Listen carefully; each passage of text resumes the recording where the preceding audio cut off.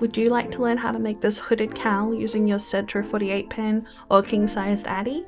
If you do, then this video is for you. Alright, so first of all you're going to knit your tubes. For the adult size one, I've knitted 2 tubes at 150 rows each.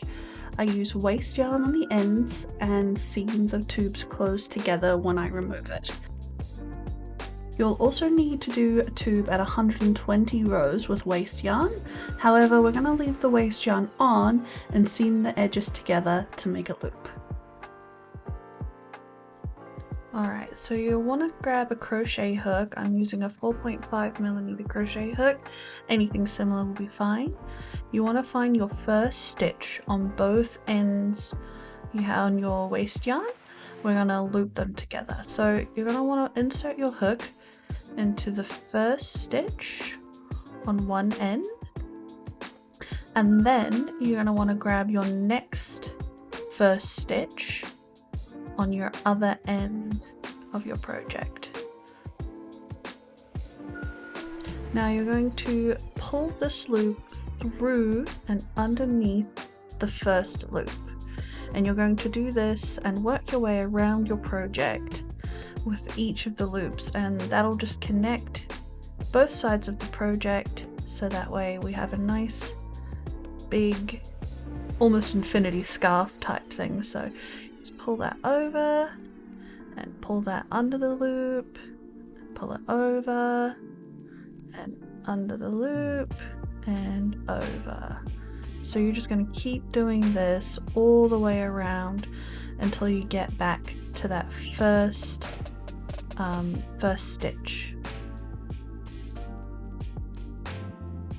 Alright, and now that we've gotten back to our first stitch and we've done all the way around, you can see here we're going to take our hook, put it under our next stitch, and we're going to take our end strings and pull them through just to fasten off the ends.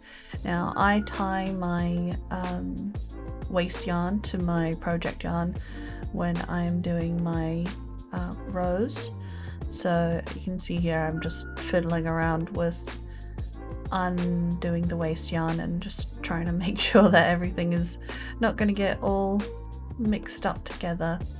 Now I'm grabbing the other end of the project yarn and I'm just going to pull out the waste yarn that I've tied it off to, and we're going to pull that through the same loop to fasten both sides of our project. Once you're finished with that step, you're just going to remove your waste yarn. I like to reuse my waste yarn, so I will unknot it starting from the bottom. Some people like to just cut theirs off and be done with it. Whatever works is fine, you just want to get that waste yarn gone. And now that you've removed your waste yarn, I like to just tie a little knot just to make sure everything's nice and secure. And from here you can hide your ends if you want, or do it at the end of your project. Either one's fine.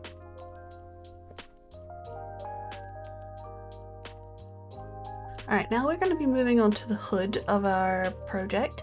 You'll need a darning needle and some yarn. Next, you're going to be grabbing your 150 row pieces, so both of them, and we're going to be making sure that they line up edge to edge.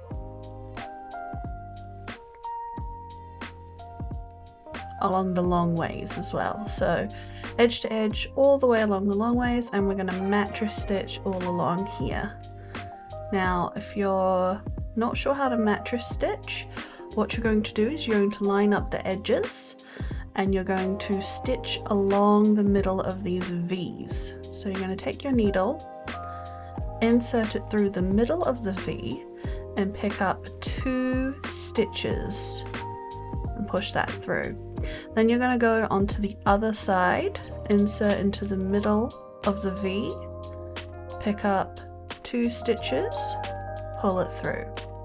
Back over to the left side, middle of the V, 2 stitches, pull it through. and back over to the right side, and the same. Middle of the V, 2 stitches, pull it through. Middle of the V, 2 stitches, pull it through. It's super simple stitch to do. What it's going to do is your 2 pieces are going to seam together almost seamlessly. They're going to be beautiful. Now I'm just going to do a quick little close up so you guys can see really close. Middle of the V, 2 stitches, pull it through. Now I'm just going to pull this tight so you can see how it looks when it's all stitched together. You're going to do the stitch all the way along the long sides connecting these 2 pieces together. See, look at that. I mean, that's just a small bit, but it looks really seamless. It looks great. So just keep going and I'll see you once you're done. Now that we're finished doing our mattress stitch, we're just going to tie off the ends. I like to double knot everything, make sure it's super secure, and leave long tails so that way I can hide them inside the tubes afterwards. Now you're going to want to go back to where you started, so the other end, and tie off those ends as well. Alright, so now we've just made the base of our lovely hood. We're going to fold it so the 2 ends that we just tied in knots meet together in the middle. And once we do, one of the sides is going to be the back of our hood.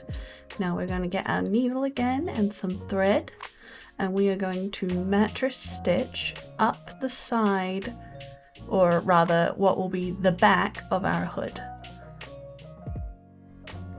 Once you finish mattress stitching up the back of your hood, you're just going to secure the top with a knot and hide your waste yarn. I promise you, by the end of this project, you'll be a mattress stitching pro. Okay, now that we've finished knitting our hood, we're going to attach our mask portion to our hood.